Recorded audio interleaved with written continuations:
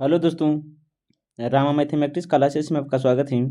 जैसे कि इसके पिछले वीडियो में एडोटेरिया 7500 प्लस एमसीक्यू के अंतर्गत इसके पिछले वीडियो में हम सेट नंबर 33 पढ़ चुके थे। आज देखेंगे इस वीडियो में सेट नंबर 34। यहाँ से जितने भी प्रश्न बनते हैं हम वही सभी इस वीडियो में कराएंगे। बस आप इसे ध्यानपूर्वक देखिएगा और समझिएगा, और जो भी आपको महत्वपूर्ण पॉइंट लगे आप उसे अपने कॉपी पर नोट कर लीजिएगा, ताकि अगर यहाँ से प्रश्न बने तो एग्जाम हॉल में छूटने की संभावना बहुत ही कम बने। आइए बिना समय लेते हुए सीधे बढ़ते अपने क्वेश्चन पर। देखिएगा, थोड़ा सा जूम कर देते हैं ताकि आपको अच्छा से दिख सके। देखिएगा कितना होगा। तो क्वेश्चन नंबर 1 है, क्या है तो देखिएगा, भारत में निम्नलिखित पंचवर्षीय योजना में किसका मुख्य उद्देश्य ध्येय शोषणीय वृद्धि था। तो याद रखिएगा 12वीं पंचवर्षीय योजना। बस आप इसे ध्यान से याद रखिएगा। क्वेश्चन नंबर देखिएगा दूसरा, क्या है तो क्वेश्चन नंबर दूसरा जो है देखिए क्या है तो, निम्नलिखित में से किसी अशोक चंद्रा द्वारा भारत में आर्थिक मंत्री परिषद कहा गया है। भारत में आर्थिक मंत्री परिषद कहा गया है। तो याद रखिएगा इसका जो आंसर होगा ऑप्शन नंबर ए होगा, योजना आयोग। क्वेश्चन नंबर तीसरा देखिएगा, क्या है तो, निम्नलिखित में से कौन सी संस्था विश्व बैंक की निजी शाखा के रूप में जानी जाती है। निम्नलिखित में से कौन सी संस्था विश्व बैंक की निजी शाखा के रूप में जानी जाती है। तो इसका जो आंसर होगा अंतर्राष्ट्रीय वित्त निगम, ऑप्शन नंबर बी होगा। क्वेश्चन नंबर चौथा देखिएगा, क्या तो, निम्नलिखित में से कौन सा युग्म सही सुमेलित नहीं है। हमें गलत को चुनना होगा। तो देखिएगा इसमें जो होगा GB रामकृष्ण समिति निवेश हैं, ये भी सही है। राजा चलैया समिति कर सुधार से संबंधित है, ये भी सही है। धैर्य समिति सार्वजनिक वितरण प्रणाली से संबंधित है, ये भी सही है।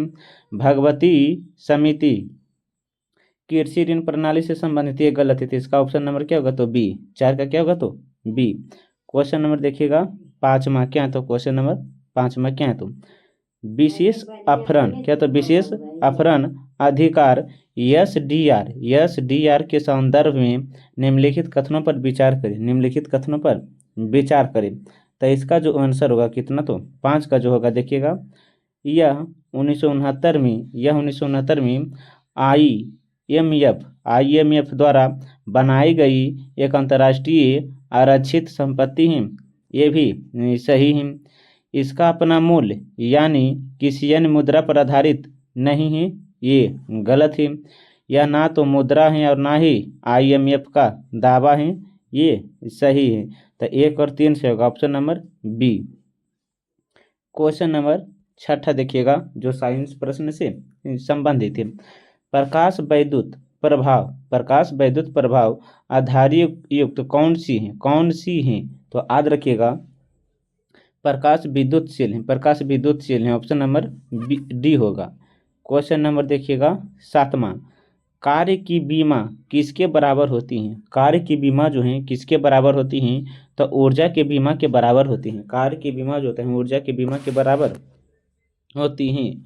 क्वेश्चन नंबर देखिएगा 8वां, कितना क्वेश्चन नंबर 8वां है, प्रकाश तरंगों के वायु से कांच में जाने का क्या परिवर्तित होता है। तो 8 का जो होगा डी होगा, तरंगदैर्घ्य और आवेग। क्वेश्चन नंबर 9 क्या है तो देखिए क्वेश्चन नंबर 9 जो होगा, कारों में ड्राइवर की सुरक्षा के लिए उपयोग किए जाने वाला एयरबैग होता है। कारों में ड्राइवरों की सुरक्षा के लिए उपयोग किए जाने वाला एयरबैग में होता है क्या। तो 9 का जो होगा सोडियम एजाइट है, ऑप्शन नंबर ए होगा। क्वेश्चन नंबर 10 क्या है तो क्वेश्चन नंबर 10 जो देखिए क्या तो, जिंक से जिंक आयरन का निर्माण किसके कारण होता है।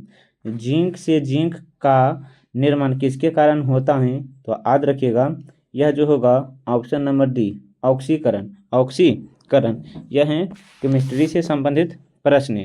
क्वेश्चन नंबर 11 क्या है? तो देखिएगा, वह लक्षण जिन पर, क्या बोले हैं? वह लक्षण जिन पर 5 जगत वर्गीकरण आधारित हैं उसे क्या कहते हैं? उसे क्या कहते हैं? तो याद रखिएगा, कोशिका भित्ति, केंद्रक झिल्ली एवं पोषण की विधि। कोशिका भित्ति, केंद्रक झिल्ली एवं पोषण की विधि ऑप्शन नंबर बी होगा। ऑप्शन नंबर बी होगा। क्वेश्चन नंबर 12 देखिएगा क्या है? तो पौधों की आयु की गणना किस ऊतक के वार्षिकीय वलयों की संख्या को गोलाकार गिनकर किया जाता है? पौधों की आयु की गणना किस ऊतक के वार्षिकीय वलयों की संख्या को गिनकर किया जाता है? तो याद रखिएगा, जाइलम ऊतक को गिनकर। जाइलम ऊतक ऑप्शन नंबर ए होगा। क्वेश्चन नंबर 13 देखिएगा, मानव शरीर की अस्थियां किस आधार पर वर्गीकृत की जाती हैं? मानव शरीर की अस्थियां किस आधार पर वर्गीकृत किया जाता है?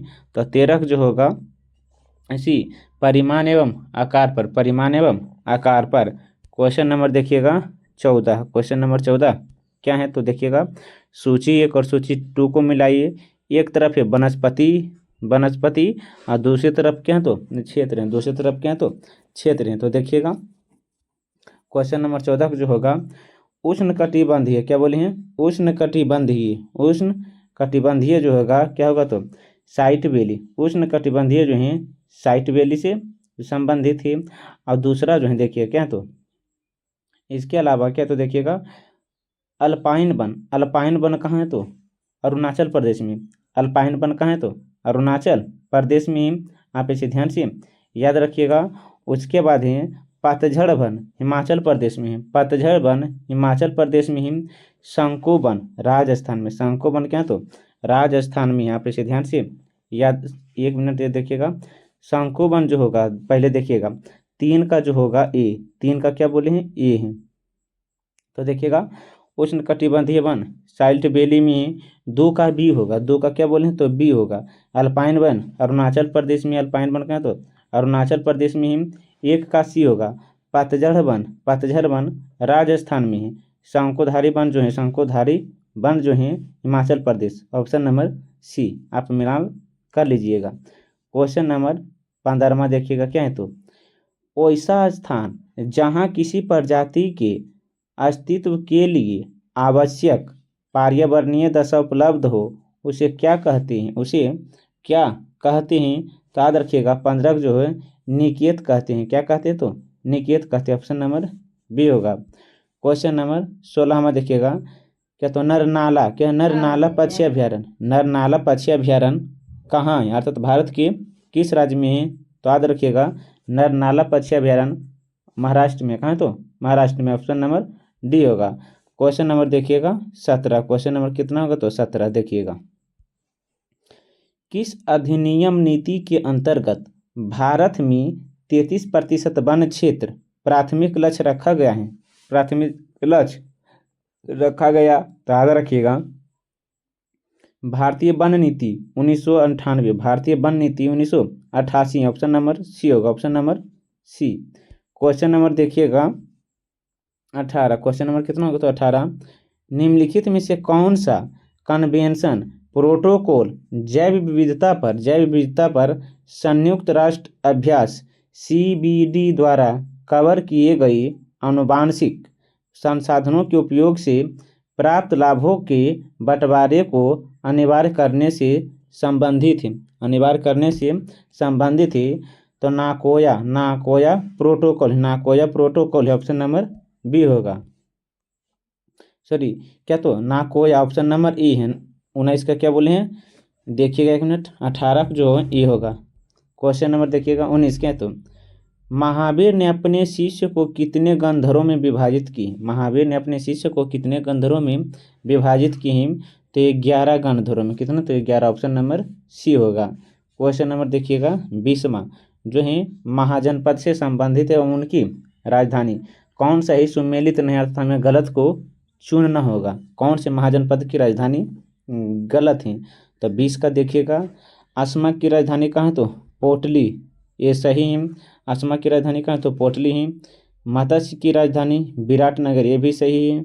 मल्ल की राजधानी कुशीनगर या पावा है, ये भी सही है। चेंदी की राजधानी उज्जैन, गलत है। चेंदी की राजधानी उज्जैन नहीं, माहिष्मति होता है। इसका ऑप्शन नंबर डी होगा। क्वेश्चन नंबर देखिएगा 21, क्या है तो क्वेश्चन नंबर 21 देखिएगा, क्या है तो निम्नलिखित में से कौन सा कथन सत्य है। हमें सत्य को चुनना होगा। 3 गलत हैं, 1 सही होगा।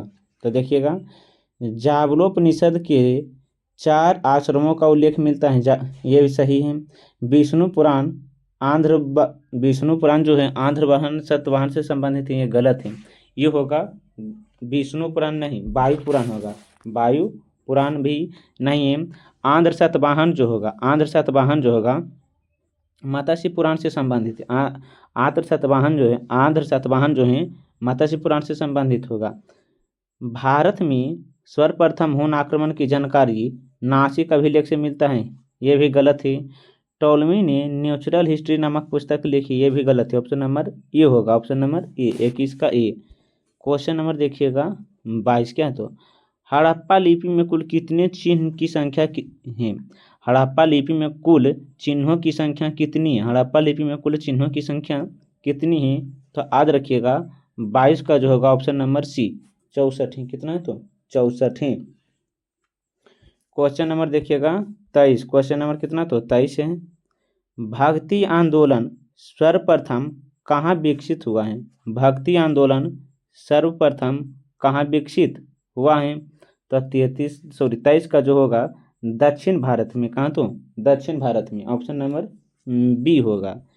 क्वेश्चन नंबर देखिएगा 24, कोणार्क का सूर्य मंदिर कब बनाया गया है। कोणार्क का सूर्य मंदिर कब बनाया गया है, तो याद रखिएगा 24 का जो होगा ऑप्शन नंबर डी, 13वीं शताब्दी में बनाया गया। 13वीं शताब्दी में बनाया गया कोणार्क का सूर्य मंदिर, जो नरसिंह वर्मन द्वितीय ने बनवाया था। नरसिंह वर्मन द्वितीय ने बनवाया था। और कोणार्क का सूर्य मंदिर कहाँ तो काम्बोडिया में। कहाँ तो काम्बोडिया में है।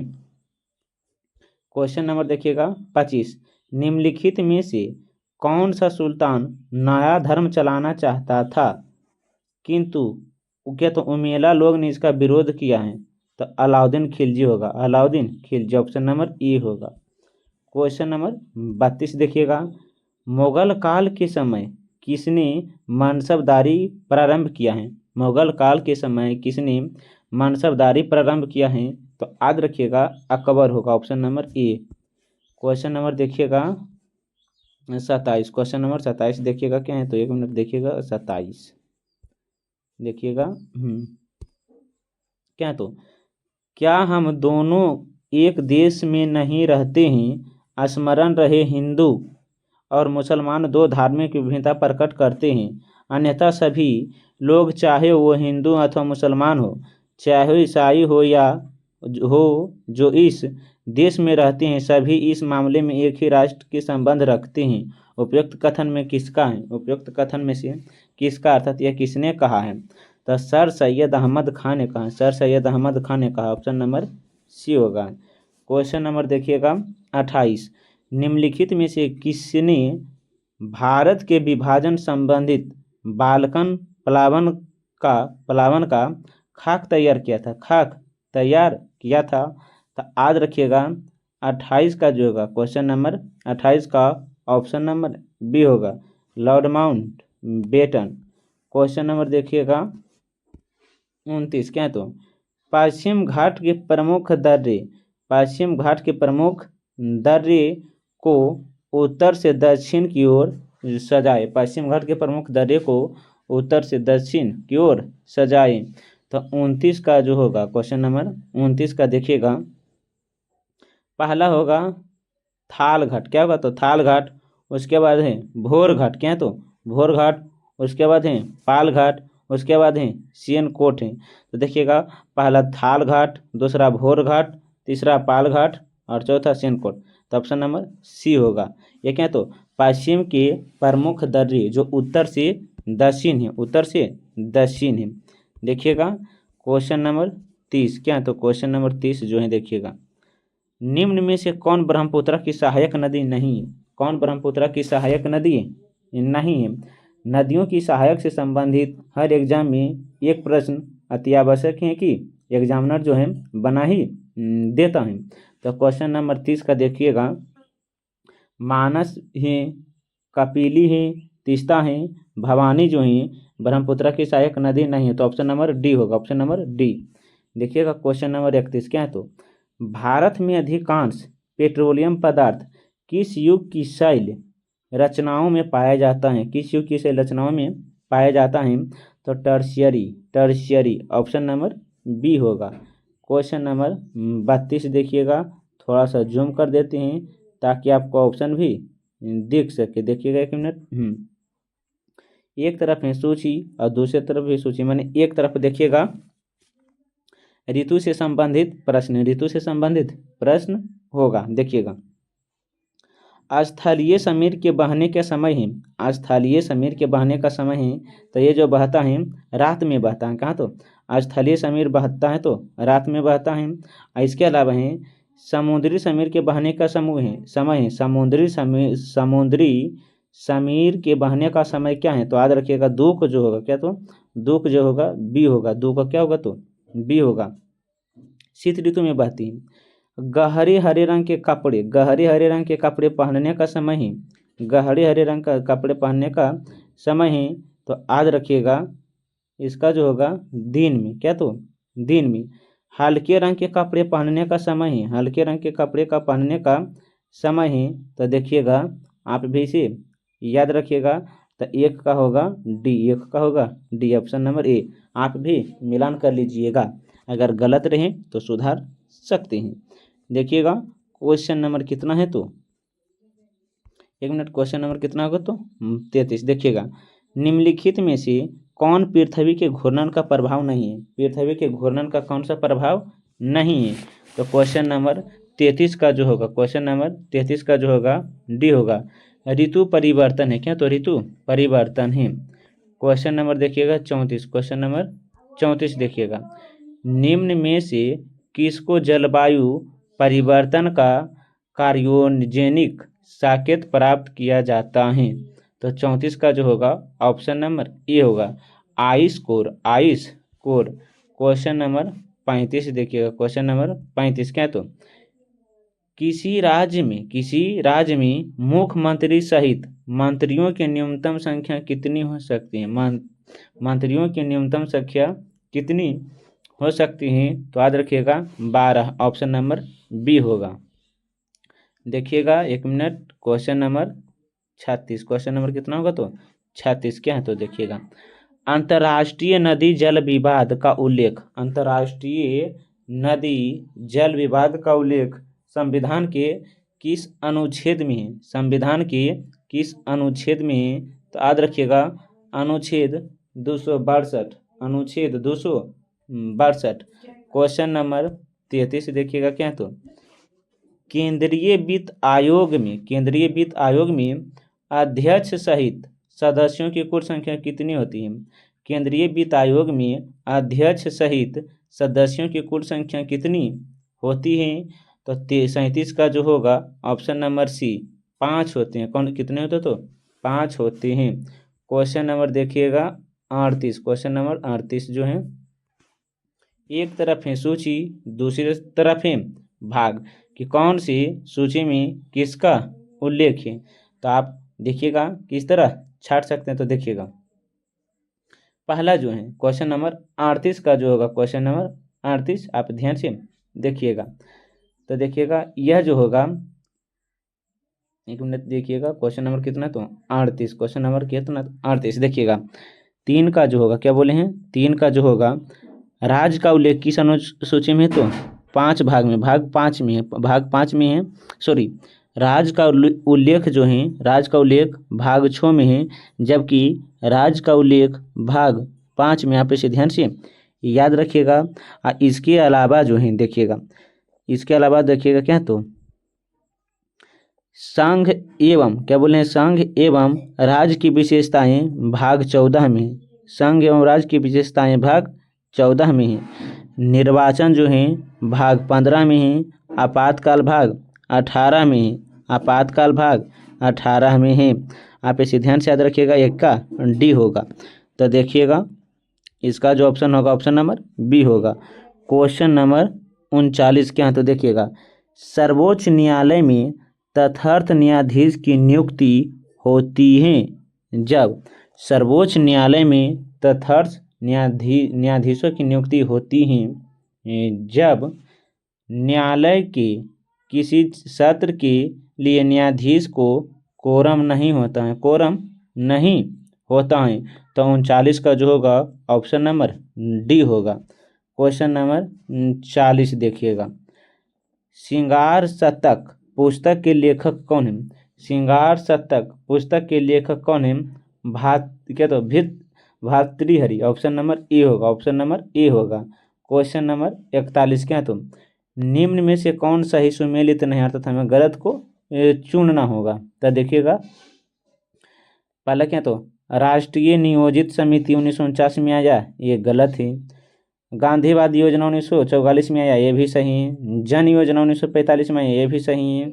बॉम्बे प्लान 1944 में आया, तो ये भी सही है। तो ऑप्शन नंबर 41 का ये गलत है और बाकी 3 सही है। क्वेश्चन नंबर 42 देखिएगा, राष्ट्रीय अनुसूचित जाति आयोग में अध्यक्ष सहित सदस्य की संख्या कितनी होती है?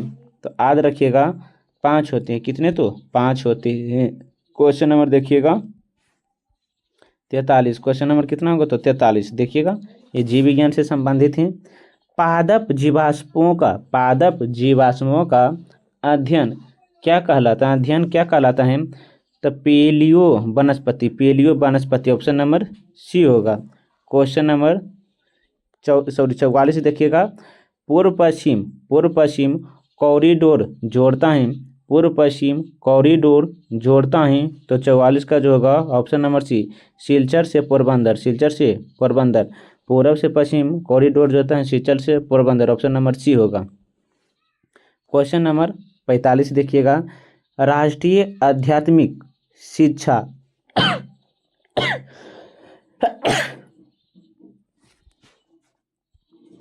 देखिए कितना होगा? तो क्वेश्चन नंबर 45 क्या है तो, राष्ट्रीय आध्यात्मिक शिक्षा परिषद NCERT एक क्या तो विनियामक संस्था के रूप में अस्तित्व में आया किस वर्ष? तो याद रखिएगा 17 अगस्त 1995 में, 17 अगस्त 1995। ऑप्शन नंबर सी होगा।